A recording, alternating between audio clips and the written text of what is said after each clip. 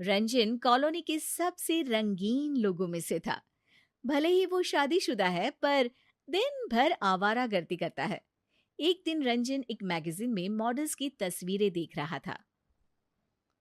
हाय, अगर तुम मिल जाओ अपनी वाली को छोड़ देंगे हम, कसम से। तभी घर की घंटी बजती है। कौन है? इतनी सुंदर लड़की देख रहा हूँ और घंटी बजाने से इनको फुर्सत नहीं है। लेकिन जब रंजन ने दरवाजा खोला तो जैसे जादू हो गया। उसके सामने वही मैगजीन वाली मॉडल खड़ी थी। हाय, मुझे पता होता कि भगवान इतनी जल्दी सुनता है तो कुछ पैसे भी मांग लेता। हम्म, ये आप क्या बोल रहे हो? अरे मैंने आपकी जैसी एक लड़की मैगजीन में अब भी देखी, कसम से। वो मैं ही हूँ, आपकी नई पड़ोसन।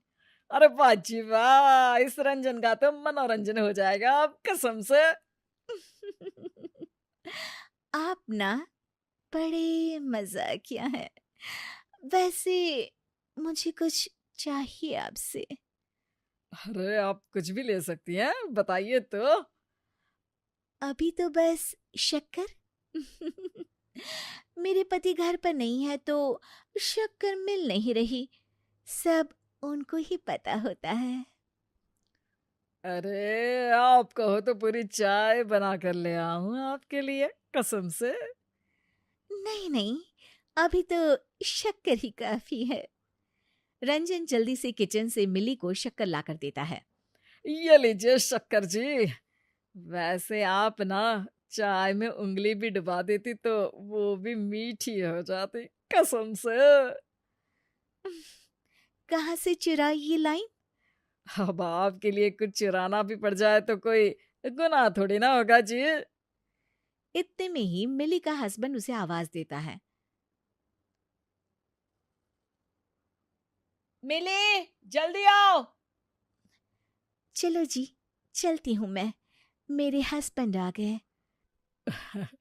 अजी, फिर से आइएगा जरूर। घर में अदरक, चाय पत्ती और तुलसी भी है जी, कसम से। मिली वहां से चली जाती है। धत्तेरी की, इस गोल का तो एक गोलकीपर भी है। पर खैर, बिना गोलकीपर के फुटबॉल खेलने में मजा क्या, कसम से। रंजन फट से अपनी पत्नी रूपाली के पास जाता है। अरे रूपाली, तुम्हें पता है हमारे नए पड़ोसी आए हैं? वो शर्मा जी वाला जो घर था ना, वहां। हाँ हाँ, हम जानते हैं। हम तो सुबह ही मिलाए मिली भाभी और राधे भैया से। बहुत ही अच्छे लोग हैं। अरे तो मुझे क्यों नहीं बताया? बताया तो था। आप बोले आपसे लोग मिलने आते हैं, आप लोगों से नहीं। अरे रे, अरे तो चलो ना, कम से कम मिठाई देने ही चल लेते हैं। हमारे नए पड़ोसी हैं। हाँ, ये आइडिया सही है। आप जाकर बाजार से लड्डू ले आए, फिर हम साथ चलते हैं उन्हें देने। रूपाली को पता ही नहीं था कि रंजन के मन में ही लड्डू फूट रहे थे। रंजन भाग के बाजार से लड्डू ले आता है और सीधे मिली जी के घर पहुंच जाता है, ताकि वो मिली जी से ढेर सारी बातें कर पाए। पर घंटी बजाने पर गेट खोलते हैं मिली जी के पति राधे। रंजन का धक धक करता दिल जैसे एकदम से बैठ गया। वो अंदर की तरफ झांकता है, पर कोई दिखता नहीं। जी, जी वो मिली जी दिख नहीं रही। क्या जी? अरे कुछ नहीं, वो तो मेरी वाइफ ने उनके लिए मिठाई भिजवाई है। आखिर आप लोग हमारे नए पड़ोसी हैं ना। ओ, आपकी वाइफ? रूपाली सुबह आई थी शायद आपसे मिलने। अच्छा, हाँ हाँ, अंदर आइए। भाभी जी नहीं दिख रही। रूपाली ने उन्हें देने को कहा था। हाँ, मिली नहीं है। वो अभी अपने शूट पर गई हुई है। अभी अभी तो निकली वो। आप चाय कॉफी कुछ लेंगे? मैं वैसे दोनों ही बहुत अच्छा बनाता हूँ। नहीं नहीं, बस मुझे काम है, चलता हूं मैं। रंजन की उम्मीद अभी तक टूटी नहीं थी। उसने मिठाई के डिब्बे में एक चिट्ठी छिपा दी थी, जो कि सिर्फ मिली जी के लिए थी। पर इधर जब राधे डिब्बा खोलता है मिठाई खाने के लिए, तो उन्हें लगता है कि रूपाली जी ने उनके लिए ही चिट्ठी लिखी है। चिट्ठी में लिखा था, आप हमें बहुत पसंद आए। हमारी बचपन से ही इच्छा थी आप जैसे किसी व्यक्ति से मिलने की। आज वो इच्छा पूरी हो गई। ये चिट्ठी हम आपके लिए छोड़ रहे हैं ताकि हम बता पाए कि आज आपको देखकर हम मंत्रमुग्ध हो गए। बस ऐसे ही चमचमाते रहिएगा।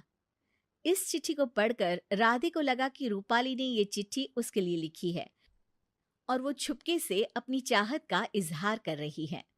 राधे बहुत गहरी सोच में पड़ गया। ये बात तो सही है, मिली से मैं प्यार तो बहुत करता हूं, पर घर का सारा काम मुझे ही करना पड़ता है। मिली को तो कभी मेरी मदद करने का मौका भी नहीं मिलता। कभी कभार तो ऐसा लगता है कि मैं घर का नौकर हूं बस। मुझे कॉफी ऐसी चाहिए, जूस वैसा चाहिए। मिली के नखरों की वजह से हम किसी को हाथ बटाने के लिए भी नहीं बुला सकते। पर रूपाली जी कितनी स्वीट है, कैसे मुस्कुराती है, आहे कैसे शर्माती है, और कितनी सुशील भी है। राधे बहुत ज्यादा रिसर्च करने के बाद अगले दिन एक मिठाई का डब्बा खुद खरीदता है और जाकर रंजन के घर दे आता है। वैसे कोई भी और कुछ देकर जाता तो मिठाई का डब्बा सबसे पहले रूपाली ने ही खोला होता, लेकिन रंजन अपनी एक्साइटमेंट में इस बार डब्बा मिलते ही खोल लेता है और अंदर जब उसे एक चिट्ठी दिखती है वो चिट्ठी पढ़ने लगता है। ये दोनों एक दूसरे को चिट्ठी लिखते रहते हैं और सोचते हैं कि एक दूसरे की पत्नियों से इनकी बातें चल रही हैं। इसी बीच ये फैसला लिया जाता है कि अगले संडे दोनों एक दूसरे से मिलेंगे। रंजन राधे को कुछ लाल पहनने को बोलता है और राधे रंजन को कुछ काला। सुनो, मेरी एक मीटिंग है, आता हूं मैं। हे, थोड़ा किचन के काम से बाहर जा रहा हूँ, सी यू शाम को। संडे आ जाता है और राधे लाल शर्ट पहनकर फूल लेकर पास ही के बगीचे में सबसे कोने वाले पेड़ के नीचे खड़ा हो जाता है। वो खड़े खड़े रूपाली जी का इंतजार कर ही रहा होता है। उतने में उसे रंजन दिख जाता है। अरे, तुम यहाँ? अरे मेरा भी यही क्वेश्चन है, तुम यहाँ? दोनों समझ जाते हैं कि उन दोनों की चिट्ठियां गलत जगह जा रही थी। अरे मैं तो बस यही हवा खाने आया था। तो मैं भी। बाकी फूल लेकर आए? ये तो मिली के लिए है, फूल खरीद के ले जा रहा था, सोचा थोड़ी हवा खा लूं। अब एकदम फ्रेश लग रहा है। चलो तो फिर निकलता हूं मैं। हाँ हाँ, चलिए जल्दी मिलते हैं। हालांकि दोनों मुस्कुराते हुए निकले, पर दोनों को अब एक दूसरे की इरादों का पता चल चुका था। लेकिन पत्नियों को पता ही नहीं है कि उन दोनों के पति क्या गुल खिला रहे हैं।